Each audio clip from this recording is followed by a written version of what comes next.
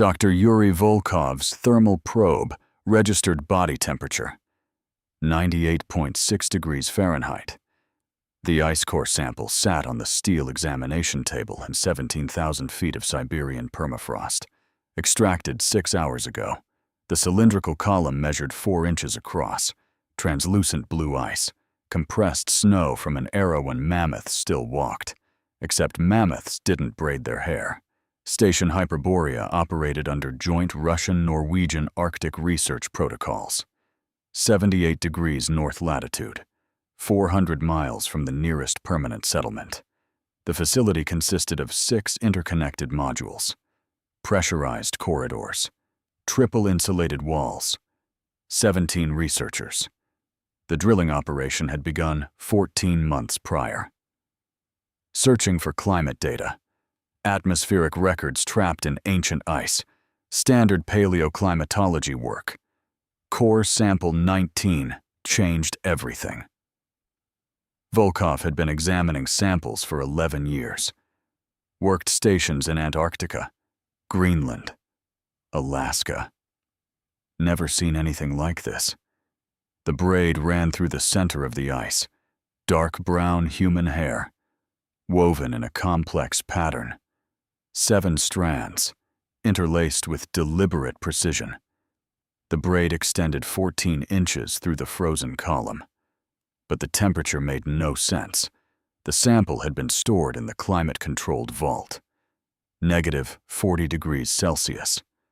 Standard protocol. Volkov had removed sample 19 at 0600 hours.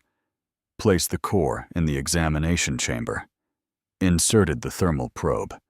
The digital readout climbed steadily. -30, -20, 0, +10, 20, 30. The numbers stopped at exactly 37 degrees Celsius. Human body temperature. The ice showed no signs of melting. Volkov pressed the intercom. "Ekaterina, come to Lab 3. Now." Dr. Ekaterina Solovyova arrived 4 minutes later. The station's lead archaeologist, specialist in Siberian indigenous cultures. She stopped in the doorway, stared at the braid suspended in ice. "Yuri, what depth?" 17,000 feet. "Carbon date?" "Running now. Preliminary spectroscopy suggests 40 to 45,000 years." Solovyova moved closer, pulled on latex gloves, touched the sample, jerked her hand back. "It's warm. 98.6. That's impossible. Check the probe yourself." Solovyova ran 3 separate thermal readings. Same result. She photographed the braid from 12 angles, measured the weave pattern, documented the strand thickness. Her hands shook. "This braid pattern, I've seen it before." "Where?" "Museum collections, Nanette's burial sites. But those were 3,000 years old, maximum. This predates modern humans in Siberia by 20,000 years. The carbon dating results arrived at 0900 hours. 43,000 years. Plus or minus 800. The Pleistocene epoch. The Ice Age. No permanent human settlements existed in this region, not according to any archaeological record. Volkov sectioned a small sample, 1 centimeter cube, separated the hair strands under magnification, ran DNA analysis. The results appeared 6 hours later. Human. Female. Genetic markers matched no known population database. The hair contained active cellular material, proteins that shouldn't exist after 43 millennia of freezing. Solovyova spent the afternoon in the archive module, searching historical records, Soviet geological surveys from the 1960s, Tsarist expedition logs, indigenous oral traditions collected by anthropologists. She found 3 references. 1891.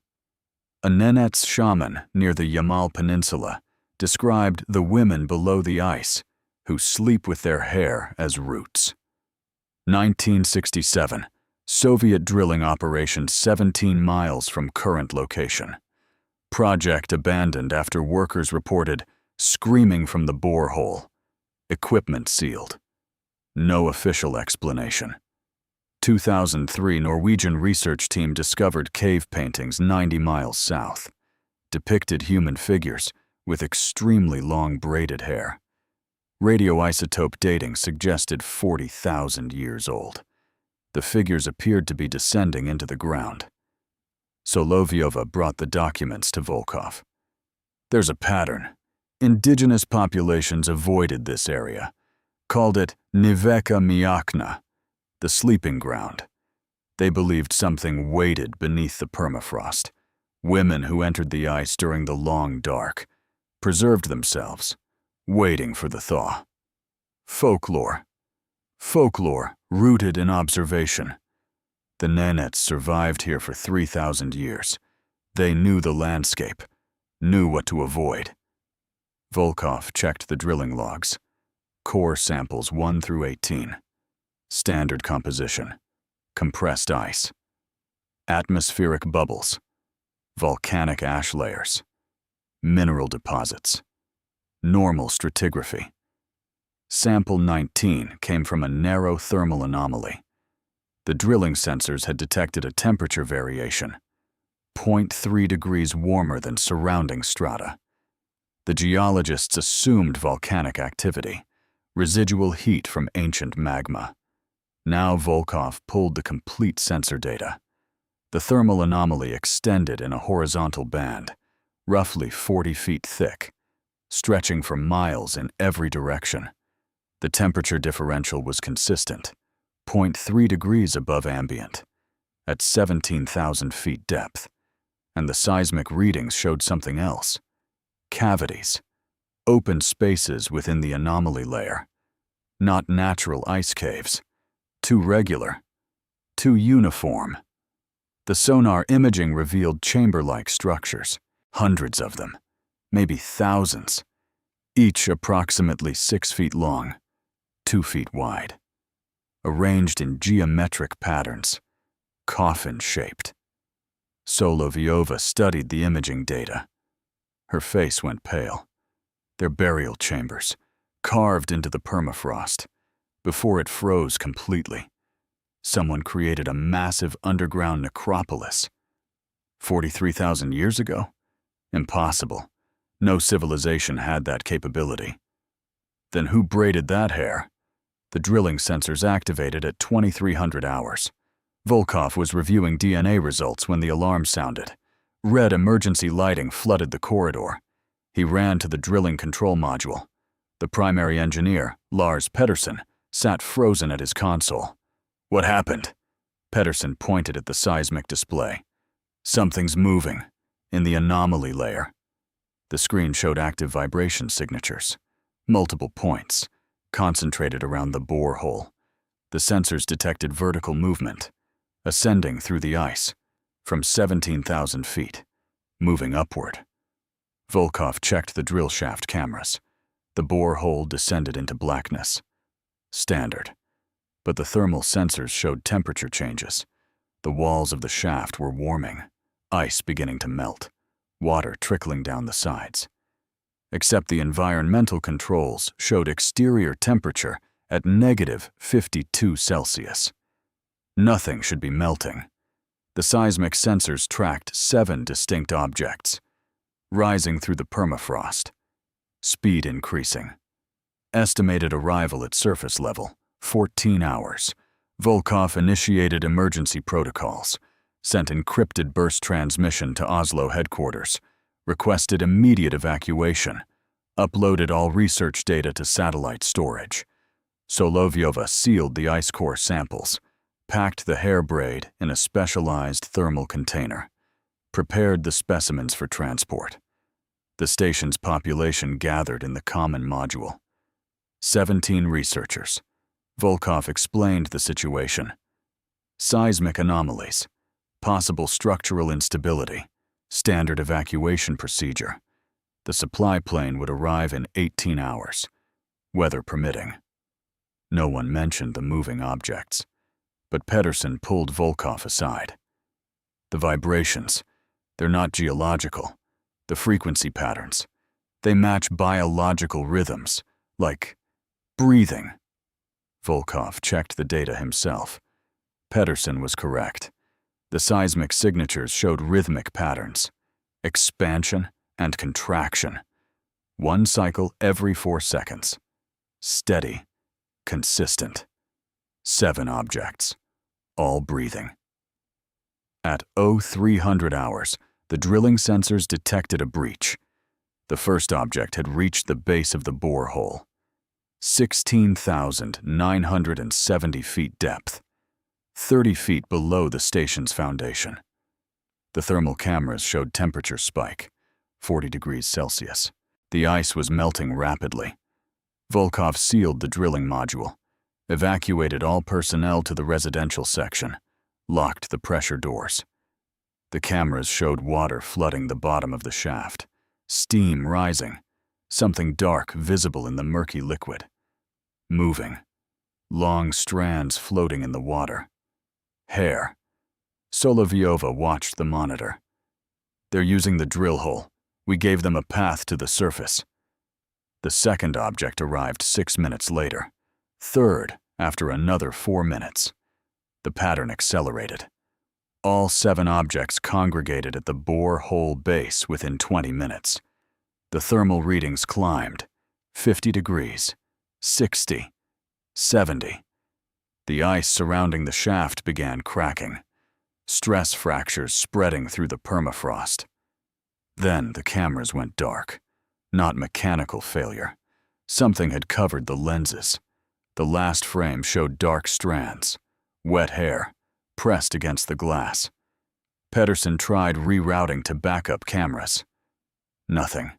The entire drilling module's visual system was offline, but the sensors still functioned, still detected heat. Movement. 7 distinct signatures. Moving toward the sealed pressure door. The door was rated for Arctic conditions. Triple sealed. Reinforced steel. Designed to contain catastrophic pressure loss. Something hit the door from the other side. The impact rang through the station, metal groaning. Everyone in the common module heard it. Another impact. The door buckled slightly. Volkov checked the structural monitors. The door's integrity was failing. Impossible. The door could withstand 20 tons of pressure. A third impact. The metal shrieked, rivets popping.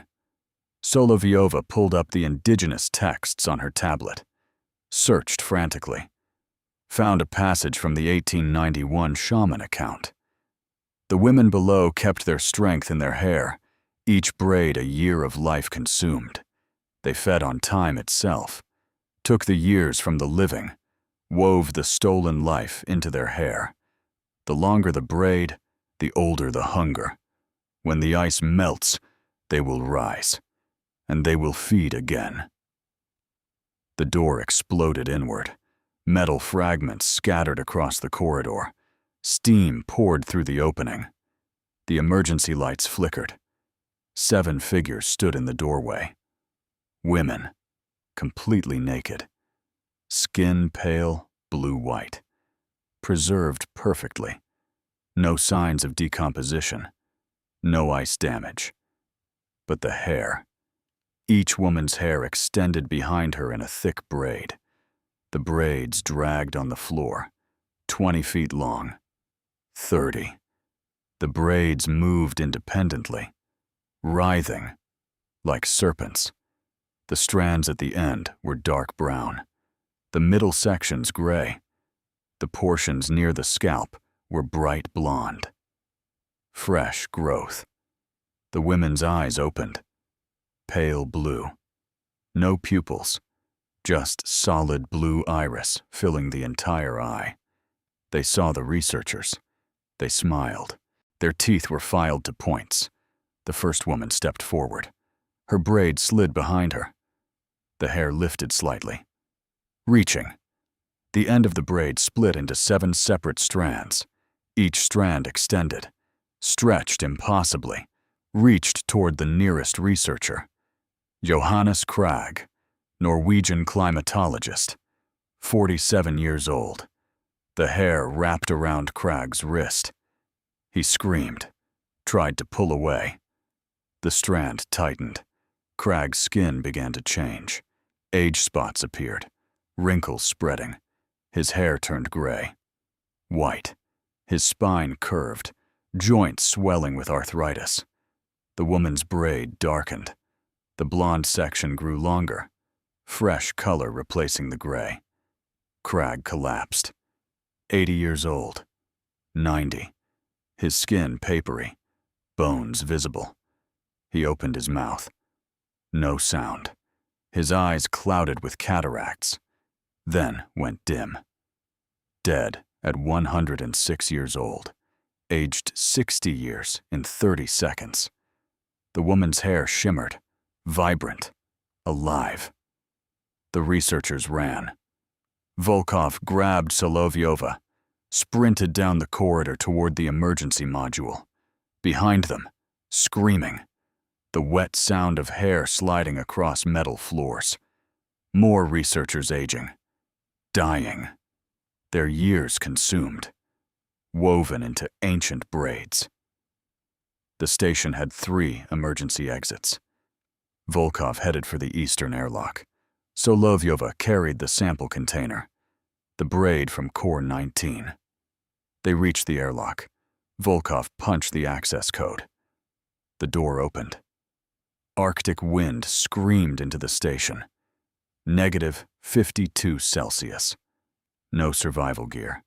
Death in 15 minutes. But the alternative was worse. They ran into the darkness. The midnight sun hung on the horizon. Perpetual twilight. The landscape stretched endlessly. White permafrost. The station lights behind them. And shadows emerging from the emergency exits.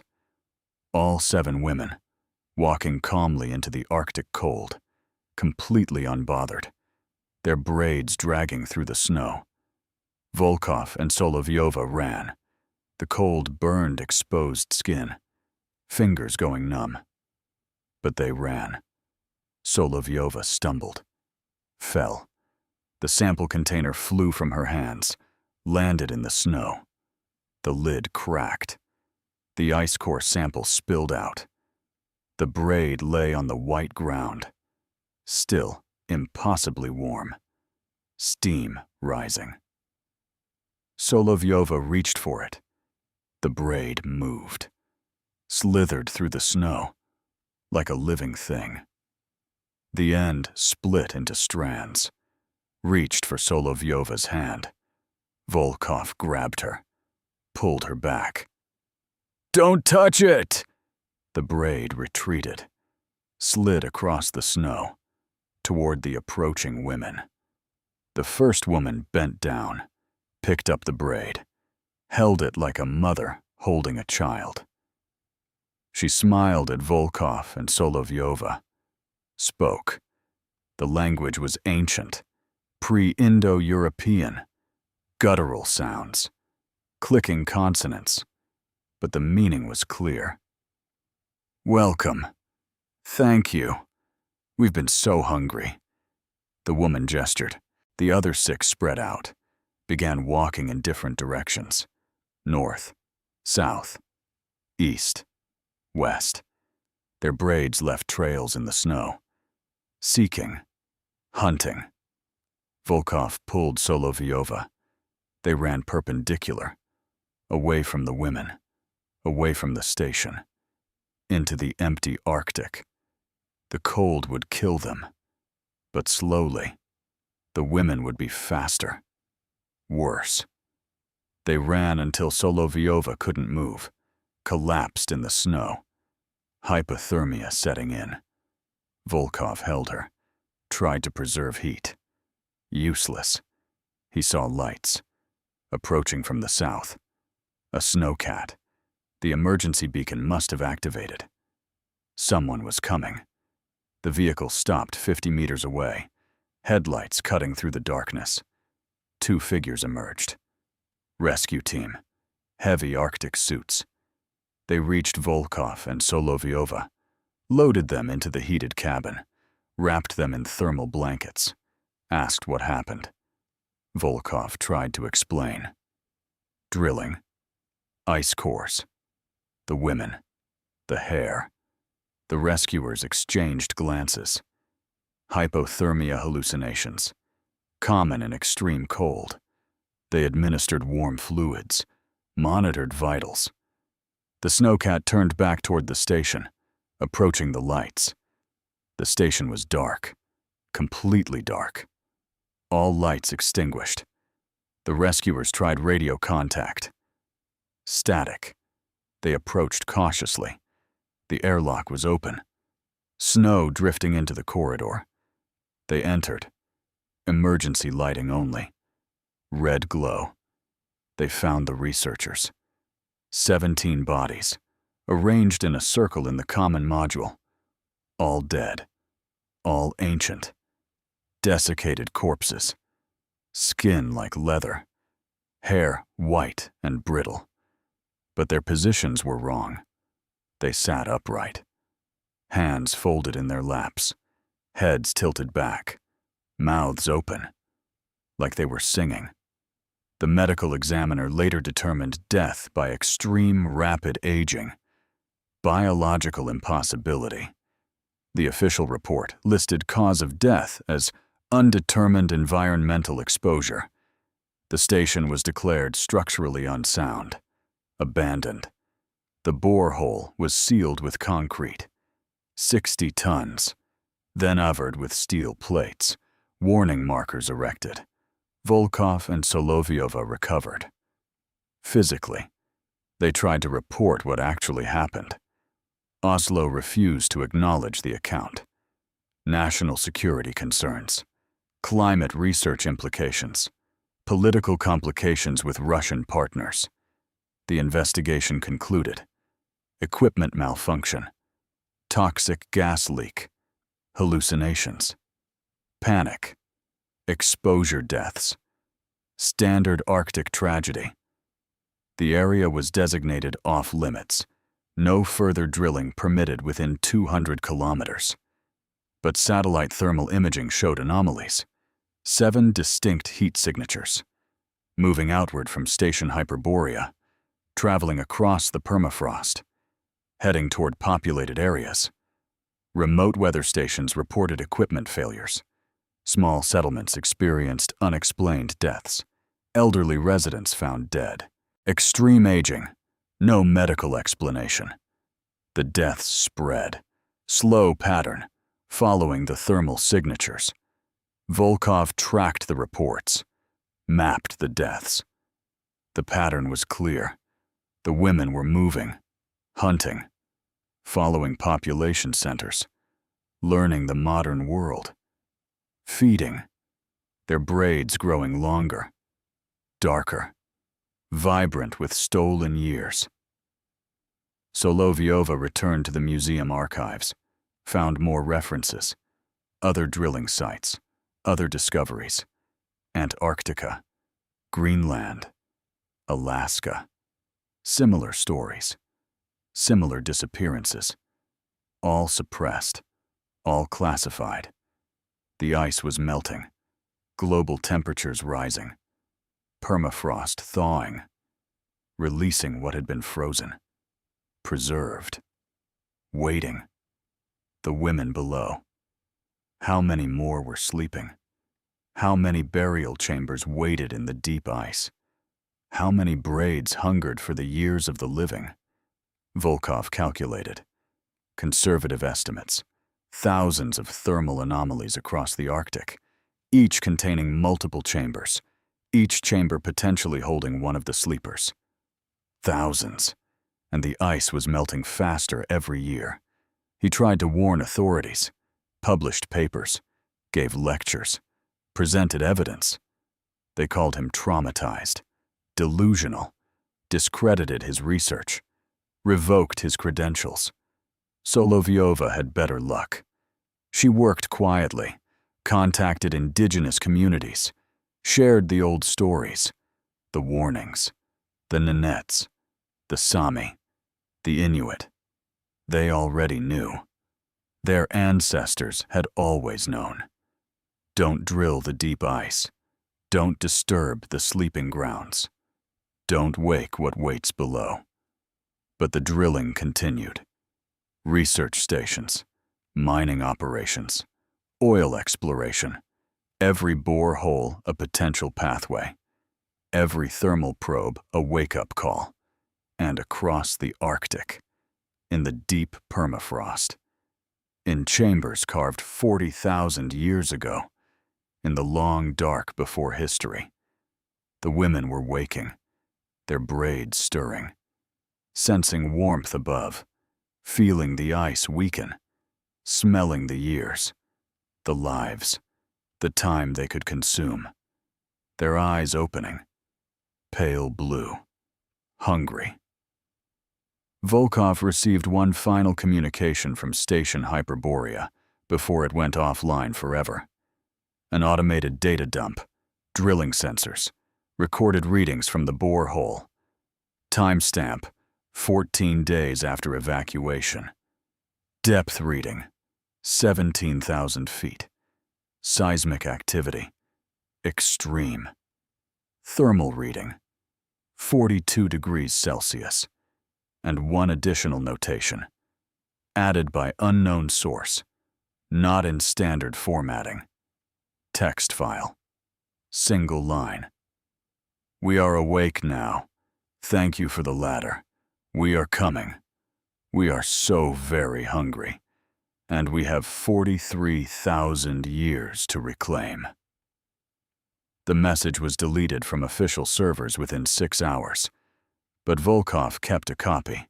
He still checks the satellite data, still tracks the thermal signatures, still maps the deaths.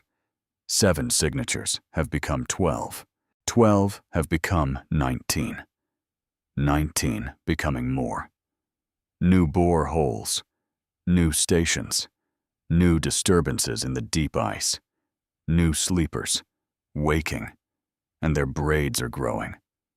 Longer every day, darker every day, fed by stolen time from researchers who drill too deep, villages built on thawing permafrost, tourists exploring melting ice caves, all those years, all that life, all woven into ancient hair, preserved in braids that remember how to hunt, how to feed, how to survive.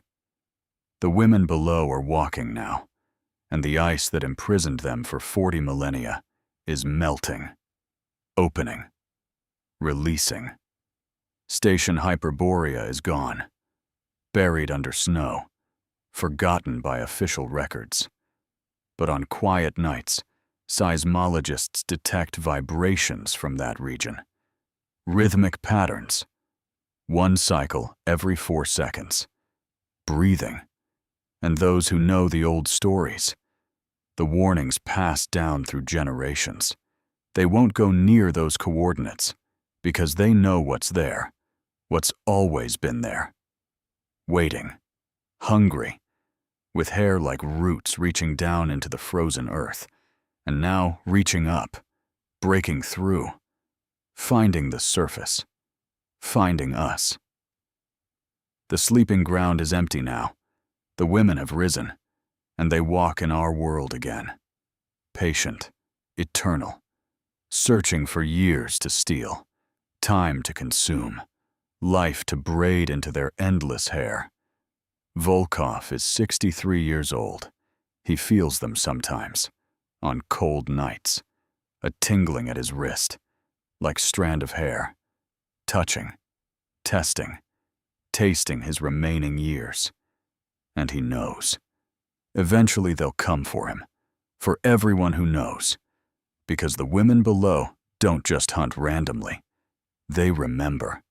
They remember who woke them, who disturbed their sleep, and they always collect their debts, in years, in decades, in lives woven into ancient braids that grow darker, stronger, longer, forever.